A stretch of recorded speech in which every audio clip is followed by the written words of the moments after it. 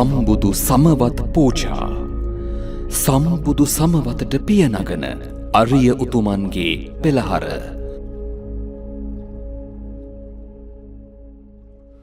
තෙරුවන් සරණයි හැම දිනාටම. සම්බුදු සමවත් පූජා. සම්බුදු සමවතට පියනගන අරිය උතුමන්ගේ පෙළහර. අප්‍රේල් මාසයේ 5 වෙනි දිනේ හවස් භාගයේදී අපි සමාධි ඉන්ද්‍රිය පූර්ණේ කරගන්න අවශ්‍ය පසුතලයේ පරිසරය සැකසෙන්න කියලා මහා පූජාවක් සිද්ධ කරන්න බලාපොරොත්තු වෙනවා. ඇයි අපි මේ ආකාරයේ පූජාවක් සිද්ධ කරන්න ඕනේ? ඇයි මෙහිම විශාල පූජාවක් අපි කරන්නේ? එක හඳුන් කූරක් පත්තු කරාම ඒකේ කටයුතු සිද්ධ වෙන්නේ නැද්ද? ඇයි විශාල පූජාවක් ඕන වෙන්නේ? එකෙන් කොහොමද නිවන් දකින්න පසුතලයක් හැදෙන්නේ? කියන මෙන්න මේ කාරණාවට උත්තර අපි දැනගෙන හිටියොත් තමයි අපිට ඥාන සම්ප්‍රයුක්තව මේ පූජාව සිද්ධ කරගන්න පුළුවන් වෙන්නේ. අපි අතීත බුද්ධ ශාසනයේ ඉඳපු සරියුත් හාමුදුරුවෝ, ඒ වගේ පිළිඳවච්ච හාමුදුරුවෝ වගේ උතුමන් වහන්සේලාගේ අතීත කතාව ඇහුවොත් සරියුත් හාමුදුරුවන්ගේ අතීත උන්වහන්සේ නියත විවරණ ගත්ත මේ කතාව අහනවා. උන්වහන්සේ මහා ඍෂිවරයෙක් වෙලා හිටියා. ඒ ඍෂිවරයෙක් වෙලා ඉන්න කාලේ උන්වහන්සේට මහා පිරිසක් හිටියා. උන්වහන්සේ ගෝල පිරිස වශයෙන්. ඒ කාලේ බුදු පියාණන් වහන්සේ නමකුත් පහළ වෙලා හිටියා. ඒ බුදු පියාණන් වහන්සේ දවසක් උන්වහන්සේගේ සමාපත්තියට සම්වැදලා කාටද අද පිහිට වෙන්නේ කියලා බලනකොට දැක්කා මෙන්න මෙහෙම ඍෂිවරයෙක් ඉන්නවා. ඒ ඍෂිවරයා මේ බණ අහලා අග්‍ර ශ්‍රාවකත්වයේ පතනවා. එතුමාගේ ගෝලයෝ ටික අරිහත්ත්වයට පත් වෙනවා. ඒකින්ද මම මේ සඳහාද වඩින්න අවශ්‍යයි කියලා උන්වහන්සේ අර ඍෂිවරයාට පේන ආකාරයෙන් කැලේ ගහක් මුල වැඩ හිටියා. ඊට පස්සේ ඒ ඍෂිවරයා ඇවිල්ලා දෙතිස් මහා පුරුෂ ලක්ෂණ උන්වහන්සේගේ හැසිරීම රටාව දැකලා මේ නම් ඒකාන්තයෙන්ම බුදු පියාණන් වහන්සේ නමක් කියලා වන්දනාමාන කළා. ගෝලයෝ ටිකත් කතා කරගෙන උන්වහන්සේට උපස්ථාන කරන්න පටන් ගත්තා. එතකොට උන්වහන්සේ අදිෂ්ඨාන කරා උන්වහන්සේ ගෝල පිරිසත් එහෙම නැත්නම් බුදු පියාණන් වහන්සේගේ ලක්ෂයක් අරිහතුන් වහන්සේලා පිරිසක් එතෙන්ට වඩින්න. ඒ වැඩියා උතුමන් වහන්සේලාට අර ඍෂිවරුන් පිරිස සහ ඒ ඍෂිවරුන් පිරිස මහා මල්ලාසන සකසලා මේ මල්ලාසන මත වැඩ හිඳින්න අවස්ථාව සකසලා දෙනවා. අන්න එහෙම උන්වහන්සේලා දවස් 7ක් ඒ සකසලා දුන්න මල්ලාසන මත මල්ලාසන ලක්ෂයක් සකසනවා අරිහතුන් වහන්සේලා ලක්ෂයකට. ඒ අරිහතුන් වහන්සේලා ලක්ෂයක් ඒ අවස්ථාවේ නිරෝධ සමාපත්තියෙන් වැඩ ඉන්නවා දින 7ක්. මෙන්න මේ අවසානයේ සිද්ධ කරන දේශනාවේ ධර්ම දේශනාවේදී උන්වහන්සේ දේශනා කරන බුදු පියාණන් වහන්සේ මෙන්න මේ ප්‍රධාන ඍෂිවරයා සරියුත් නමින් මතු බුද්ධ ශාසනයක අග්‍ර ශ්‍රාවක වෙන බවත් ඒ වගේම අනිත් සියලු දෙනාට අරිහත්ත්වයට ලැබෙනවා. ඉතින් මෙන්න මේ කතාවේදීත් අපි දැක්කේ මහා විශාලයට කරපු පූජාව ලක්ෂයක් උතුමන් වහන්සේලාට. ඉතින් නගාගත් පුණ්‍ය කුසල් හිතේ අවසාන ඵලය සරියුත් නැමැති ඵලයක්. එහෙම නැත්නම් අග්‍ර ශ්‍රාවක උතුමන් වහන්සේ නමක් තමයි අවසාන ඵලය බවට පත් උනේ. එහෙනම් අපි දකිනවා මහා පුණ්‍ය සිතක් ඇති කරගත්තාම මේකේ ඵලය විශේෂයෙන් බුද්ධ ශාසනයක් මුල් කරගෙන ඇති කරගත්තොත් සසර වසනා තාක්කල් නිවන් දක්නා ජාති දක්වා ඒ පින කෙලවර වෙන්නේ නැහැ. නිවනටම ඇදලා ගෙනහිල්ලා තමයි නිවනින්ම තමයි කෙලවර කරන්නේ. ඉතින් අපේ පිළිඳවච්ච මහරහතන් වහන්සේගේ කතාවත් ඒ වගේමයි. උන්වහන්සේගේ නිවසට බුදු පියාණන් වහන්සේ ඇතුළු අරිහතුන් වහන්සේලා ලක්ෂයක් වඩම්මවලා ඒ ලක්ෂයක් උතුමන් වහන්සේලාට නොඅඩු පරිපූර්ණ මහා දානමය පූජාවක් අටපිරිකරෙන්ද පාත්‍රද දානෙද සියල්ල ආසන සේසත් මේ ආකාරයෙන් පනවලා මහා පූජා විශාල පූජාවක් කරනවා. ඒකෙත් අවසානයේ උන්වහන්සේ නියත විවරණ හම්බෙනවා.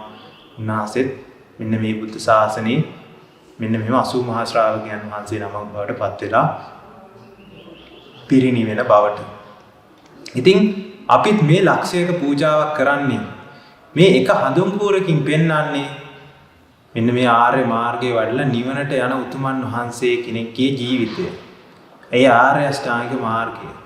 ඉතින් අපිත් එහෙනම් අරිහතුන් වහන්සේලා ලක්ෂයක් බවට මේ පත් වෙනවා වගේ මෙන්න මේ හඳුන් කුරු ටික නිවිලා යද්දී අරිහතුන් වහන්සේ ලක්ෂයක් බවට පත් වුණා නිවිලා ගියා වගේ අවබෝධ කරගෙන නුවණින් මහා පූජාවක් බුදු පියාණන් වහන්සේ ඇතුළු ලක්ෂයක් අරිහතුන් වහන්සේලාට මෙන්න මේ මහා පූජාවක් සිද්ධ කරනවා උන්වහන්සේලාගේ ගුණයට මහා පූජාව සිද්ධ කරනවා කියලා මහා ගුණෝපහාර පූජාවක් තමයි සිද්ධ කරන්න බලාපොරොත්තු වෙන්නේ. ඉතින් මේ ආකාරයේ මහා ගුණෝපහාර පූජාවක් සිද්ධ කරාට පස්සේ ඒ නැගෙන්නේ අපිට මහා පුණ්‍ය ශක්තියක්. ඒ පුණ්‍ය ශක්තියම තමයි මෙන්න මේ ආර්ය මාර්ගය පූර්ණේ කරගන්න අවශ්‍ය පසුතලයේ පරිසරය සකසලා දෙන්නේ. අන්න ඒකයි අපි පොඩි පූජාවක් කරනවට වඩා විශාල පූජාවක් කරන එකේ වටිනාකම. පොඩි චෛත්‍යයන් වහන්සේ නමක් දකින්නට වඩා රුවන්වැලි සෑය, ඒ වගේම අභයගිරිය වගේ, ජේතවන චෛත්‍ය වගේ මහා චෛත්‍යයක් දැක්කහම පස්සේ නැගෙන චිත්ත ප්‍රසාදය වැඩි. එහෙනම් ඒ චෛත්‍ය හදන්න මුල් වෙච්ච, ඒකට මහන්සි වෙච්ච, ගඩොලකින් හරි සම්බන්ධ වෙච්ච සෑම සියලු දෙනාටමත් ඒ චෛත්‍ය තියෙන තාක්කල්, ඒ චෛත්‍ය වැඳ පුදා ගන්න තාක්කල් තමන්ගේ පුණ්‍ය ශක්තිය වැඩි දියුණු වෙන්න එක හේතුවක් වෙනවා. මොකද ආදාත් මිනිස්සේ කිහිල්ලා ඒ චෛත්‍ය වන්දනා කරනකොට නැගෙන ප්‍රසාද හිතට හේතු හැදුවේ ඒක අතීත කාලේ ඒ ඉඳපු පිරිස එච්චර මහන්සි වෙලා කරපු කටයුත්ත. එහෙනම් අපිත් මේ වගේ විශාල පූජාවක් කරාම එක හඳුන් කුරක් පත්තු කරලා සාදුකාරයක් දෙනවට වඩා මහා පූජාවකින් නැගෙන කුසල් හිතේ බලවත්කම් වැඩි. ඒකටයි අපි ලොකු පූජාවක් කරන්නේ. මොකද අපිට ඕනේ ඇත්තටම බාහිර පරිසරය නෙමෙයි මේ හිත ඇතුලේ නැගෙන මෙන්න මේ චෛතසික ධර්මයන්ගේ බලවත්කම. එහෙනම් සෝමනස්ස සහගත හිතක් ඇති වෙන්න ඕන හින්දායි අපි විශාල පූජාවක් කරන්නේ. ඒ වගේම මේ ආකාරයෙන් දැනුවත් කිරීමේ වැඩපිළිවෙලක් සිද්ධ කරන්නේ මෙන්න මේ ඥාන සම්ප්‍රයුක්ත බව ඇති වෙන්න ඕන හින්දා. මේ කරුණු දෙකම මුල් වුණාම ඇති වෙනවා සෝමනස්ස සහගත ඥාන සම්ප්‍රයුක්ත උත්කෘෂ්ඨ හිත. අපි දන්නවා කුසල් සිත් 8ක් තියෙනවා. අභිධර්මයේ සඳහන් කළා. එකෙන් උපරිම මට්ටම තමයි සෝමනස්ස සහගත ඥාන සම්ප්‍රයුක්ත සිත. අන්න එහෙම සිතක් ඇති වුණොත් කාට හරි ඒ සිතෙන් මැරිලා ඉපදුනොත් ඒ හිත මුල් වෙලා චුතිපටිසන්ධියේදී ඒ හිත මතක් වෙලා ආවොත් ඒ හිත මුල් වුණොත් චුතිපටිසන්ධියට කියන්නේ පටිසන්ධිය නැවත උප්පත්තියට ඒ නැගෙන්නේ මහා නුවණින් යුක්ත අලෝභ ආදේශ අමෝහ සිත ත්‍රි හේතුක හිත. අන්න ඒ වගේ ත්‍රි හේතුක හිතක් ඇති වෙච්ච හින්දාමයි ඕනම කෙනෙකුට නිවන් දකින්න පසුතලයක් හැදෙන්නේ. ඒ වගේ සුද්ධ හිතකට විතරයි නිවනක් ස්පර්ශ කරන්න, නිවනක් දකින්න අවබෝධ කරගන්න පුළුවන්. එහෙනම් අපිට දැනටත් යම්කිසි ධර්මයක් අවබෝධ වෙලා තියෙනවා නම්, අවබෝධ කරගන්න දැන් අපි ඒකට නැඹුරු වෙලා හරි තියෙනවා නම්, ඒ අපි පෙර කරගත්ත පිනක මහිමේ හින්දාමයි. පෙර කරගත්ත පිනක ශක්තිය හින්දාමයි. එහෙනම් අපි අවබෝධ කරගන්න ඕනේ පින මේ ආකාරයෙන් කොච්චර පසුතලයක් හදලා දෙනවද කියලා. එහෙනම් අපි ඉනිමගේ උඩට නැගලා පල්ලෙහා ටික කපලා දැම්මොත් එහෙම ඉනිමගත් එක්ක අපිත් වැටෙනවා. එහෙනම් පල්ලෙහා ටික හින්දාමයි උඩ ටිකත් පවතින්නේ. එහෙනම් අපි තව දුරටත් ඒ පුණ්‍ය ශක්තියම වැඩි දියුණු කරගෙන අනිත් අයටත් වැඩි දියුණු කරගන්න අවස්ථාවක් හදලා දෙන එකෙන් මේ නගන්නේ මහා කරුණා ශාසනය. කරුණා ශාසනයෙන් ප්‍රඥා ශාසනයට පසුතලයේ හදලා දෙනවා. එහෙනම් මේ ආකාරයෙන් අවබෝධ කරගත්ත විට හැම දිනාටම තීරණවා මේ පූජාවක් විශාලට කරන්න තියෙන වටිනාකමත්, විශාලයෙන් කරාම තියෙන වටිනාකමත්, ඒ වගේම ඒ තුල අවබෝධයෙන් කරන එක තුල තියෙන වටිනාකම. එහෙනම් මේ කාරණා දෙකම සිද්ධ කරගනිමින් මේ පූජා උපහාර සත්කාරයන් සිද්ධ කරන්නට හැම දිනමත් බලාපොරොත්තු වෙන්න ඕනි. විශේෂයෙන්ම මේ 3 ආකාරයකට අපිට පිරිස වෙන් කරලා බෙදන්න පුළුවන්. එකක් තමයි සම්මත්ත නියත, අනිත් එක මිච්ඡත්ත නියත, අනිත් එක අනියත. සම්මත්ත නියත කියලා කියන්නේ ඒකාන්තයෙන්ම මේ ජීවිතේ නිවන් දකින පිරිස. ඒ පිරිස Tamanගේ කරුණු කාරණා පූර්ණේ කරගෙනමයි ඇවිල්ලා තියෙන්නේ. තව පිරිසක් ඉන්නවා මිච්ඡත්ත නියත. මොනවා කරත් Tamanගේ පිනේ බලය අඩු හින්දා ද්වි හේතුක ආදී වශයෙන්, අ හේතුක වශයෙන් ඉපදිලා හිටියොත් පින් කුසල් සිත මුල් වෙලා මේ මනුස්ස ජීවිතයට ආවේ නැත්තම් එහෙම නැත්නම් මනුස්ස නොවන අනිකුත් සතර අපාගත ජීවිතවල හිටියොත් එහෙම ඒ ජීවිතයට මේ ධම්ම අවබෝධයට අභව්‍යයි කියලා අපි කියනවා. මිච්ඡත්ත නියතයි. ඒ කියන්නේ නිවනකට හේතු නැහැ. ඒ වගේම අනිත් බොහෝ පිරිස ඉන්නේ විශේෂයෙන් මේ කාලේ අනියත අවබෝධ කරගන්නත් පුළුවන්.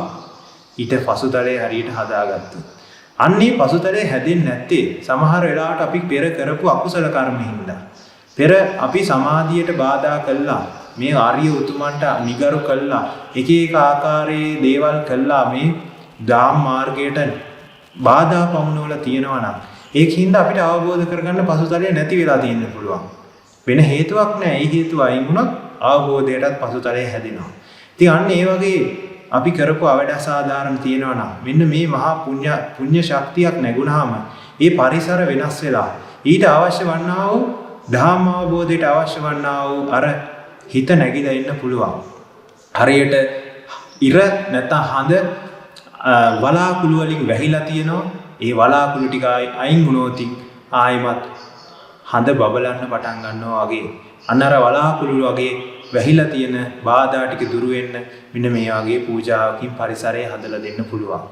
ඉතින් හැම දිනාවත් ඒ ආකාරයට වටහාගෙන මෙන්න මේ පූජාවන් උපහාර සත්කාරී නුවණින් යුතුව වටිනාකමත් සෝමනස්ස සහගත භාවයත් ඇති කරගෙන මේ පූජාවන්ට සහසම්බන්ධ වෙලා මේ අති දුර්ලභව කෙරෙන්නා වූ හඳුන්කුරු ලක්ෂයක් බුදු ගුණ ලක්ෂයකින් බල ගන්නවලා කෙරෙන්නා වූ මේ මහා පූජාවට හැම දිනාමත් සාදු සිතින් සම්බන්ධ වෙන්න බලාපොරොත්තු වන්න හැම දිනාටම තෙරුවන් සරණයි.